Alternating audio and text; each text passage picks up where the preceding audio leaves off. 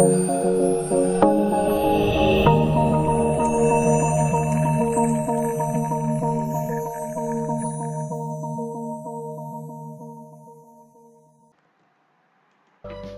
yang kedua, internal support assets. Contohnya adalah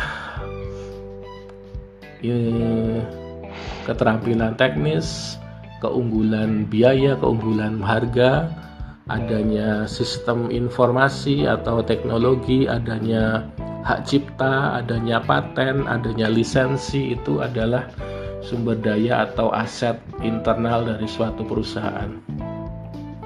Yang ketiga bisa berupa supply chain asset, yaitu karena adanya rantai persediaan atau kendali distribusi, keunikan distribusi, kekuatan jejaring distribusi, keamanan pasokan, jejaring pasokan. Itu adalah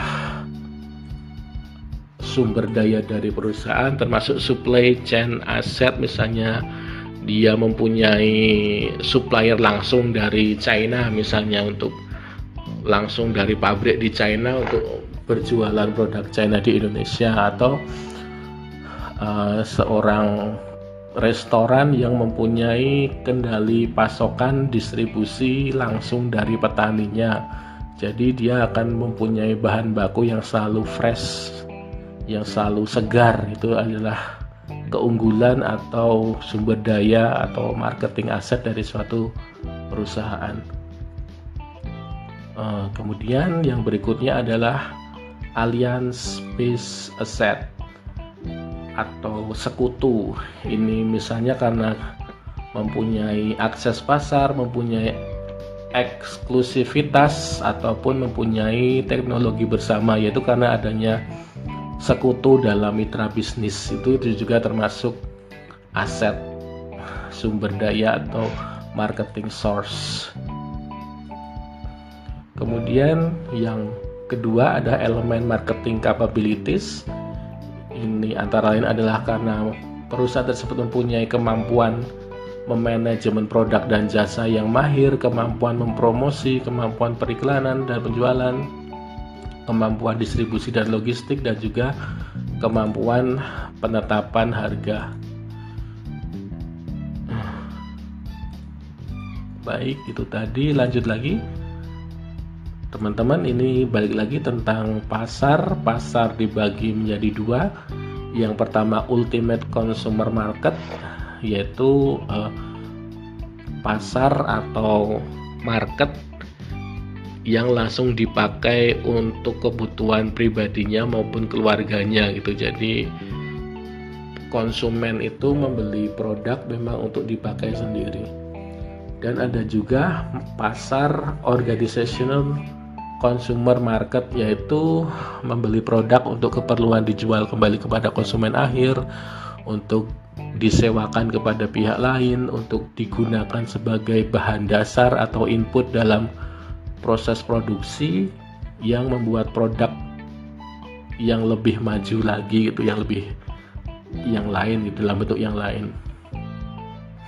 Kemudian pihak yang digunakan untuk kegiatan operasi organisasi sehari-hari. Jadi dapat dikatakan ada konsumen akhir dan juga konsumen organisasi atau konsumen bisnis, termasuk reseller maupun wholesalers.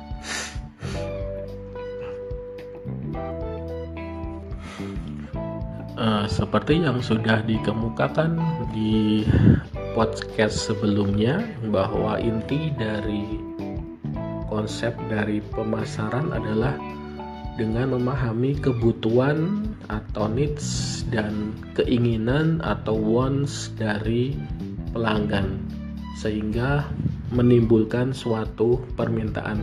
Jadi adalah penting untuk mengetahui antara kebutuhan, keinginan, dan permintaan. Jadi kebutuhan manusia atau human needs atau needs merupakan tuntutan manusiawi yang paling dasar, dipengaruhi oleh karakter fisik pribadi, bisa faktor genetik biogenik maupun psikogenik. Contoh dari needs atau kebutuhan adalah kebutuhan akan udara, kebutuhan akan makanan, akan minuman, pakaian, dan tempat tinggal. Jadi needs ini akan sangat dipengaruhi oleh karakter fisik pribadi, genetik, biogenetik maupun psikogenik. Faktor genetik contohnya adalah ini akan mempengaruhi kebutuhan konsumen akan makanan, baik itu kuantitasnya maupun kualitasnya. Misalnya lebih menginginkan porsi yang sedikit atau yang sedang atau porsi yang sering gitu. Sedangkan dari segi kualitasnya akan berpengaruh terhadap makanan yang mengandung gula misalnya, atau kolesterol atau lemak, itu karena adanya genetik ya.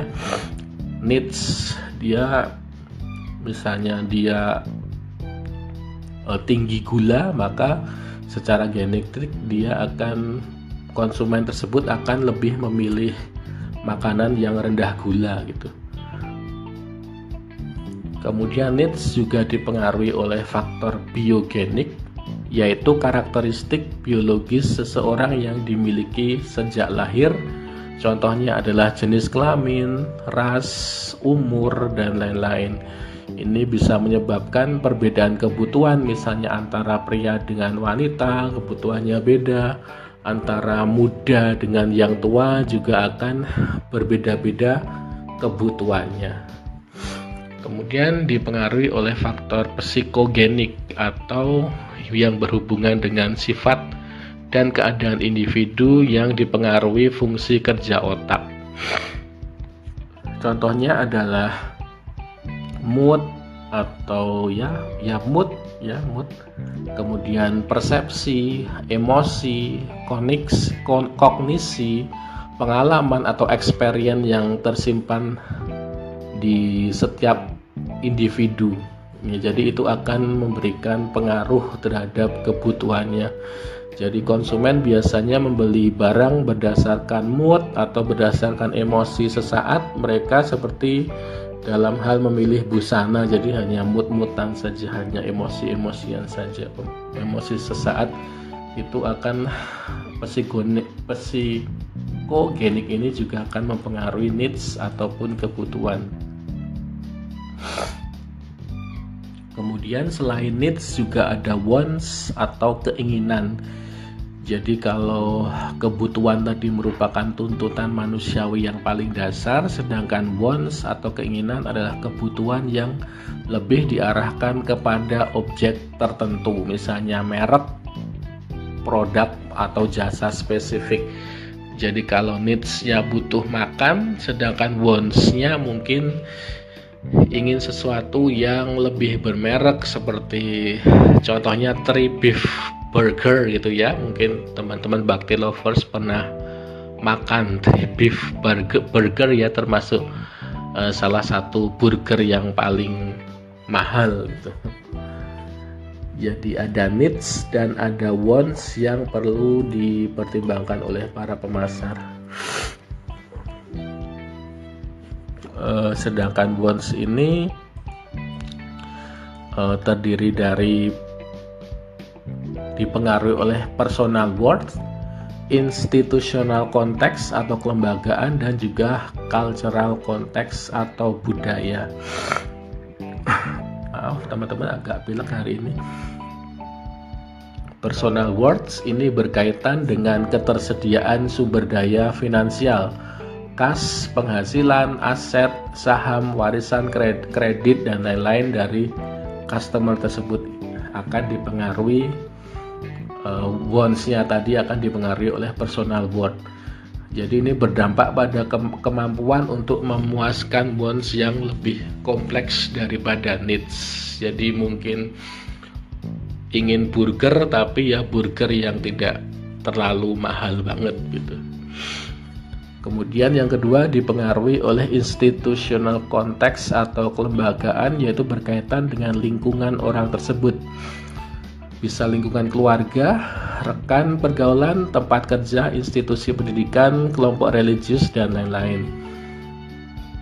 Contohnya adalah kondisi keluarga yang terpandang dan memperhatikan kehormatan leluhur akan menginginkan bahwa setiap diadakan acara itu haruslah mewah dan luas gitu, karena harus bisa mensupport keluarga besar. Misalnya kondisi keluarga yang seperti itu, yang kalau ada acara-acara harus di lokasi tempat yang luas, bukan hanya di rumah saja, karena tadi itu ada keluarga besar dan ada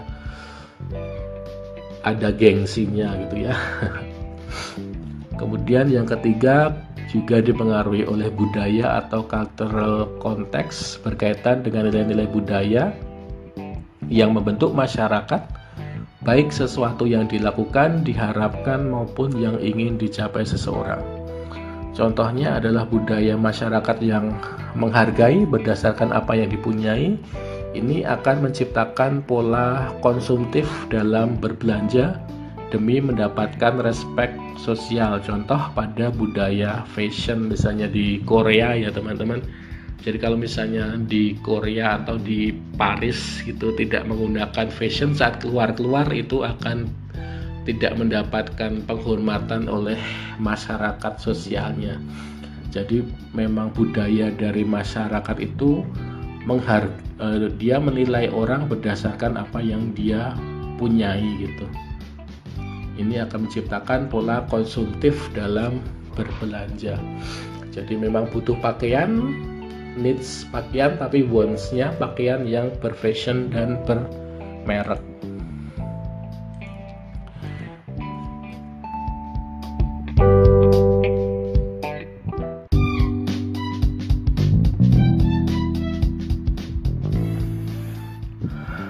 Lanjut, teman-teman Bakti Lovers, jadi dapat disimpulkan antara lain peran dan manfaat pemasaran menurut Drew Grevall adalah marketing makes life easier and enrich the society. Jadi pemasaran berkontribusi signifikan bagi perusahaan, konsumen, dan juga masyarakat luas. Karena pemasaran membantu perusahaan memenuhi customer wants dan needs secara sistematis, membantu menjalin relasi jangka panjang yang saling menguntungkan dengan customers. Kemudian pemasaran membantu memberikan informasi produk serta varian atau ragam produk, termasuk ketersediaan produk, layanan pra, saat, dan purna pembelian. Jadi itulah fungsinya adanya customer service, yaitu memberikan informasi tentang bagaimana cara menggunakan produknya tersebut. Misalnya kalau ada ngerakit, caranya untuk merakitnya bagaimana, itu kan bisa tanya di customer service. Saat cara menggunakannya bagaimana, kemudian purna pembelian gitu. Sebelum dibeli dan juga setelah dibeli gitu. Itu memberikan informasi dan juga menjalin relasi jangka panjang dengan customers. Kemudian manfaat pemasaran juga untuk kegiatan pemasaran seperti CSR atau Corporate Social Responsibility, yaitu memberikan kontribusi bermanfaat bagi masyarakat umum, misalnya beasiswa, sponsor lomba, bantuan fasilitas air bersih, dan lain-lain. Ini mungkin tentang CSR ini kita bahas di kesempatan yang lain. Kemudian selain itu manfaat pemasaran adalah pengetahuan tentang marketing dapat untuk menjadi profesional maupun peneliti maupun analitis marketing. Jadi ya itu tadi teman-teman peran dan manfaat pemasaran. Jadi pemasaran antara lain kegiatannya adalah buying, selling, transporting, storing, standardizing, dan grading, securing marketing information. Ya, baik teman-teman bagi lovers dimanapun Anda berada, mungkin untuk versi 1 pengantar pemasaran saya cukupkan di sini dulu. Jika ada kritik dan saran dapat disampaikan ke saya. Saya ucapkan terima kasih untuk telah menemani saya mendengarkan unek-unek berkualitas bersama Bakti. Sampai berjumpa lagi di materi berikutnya. Wassalamualaikum warahmatullahi wabarakatuh.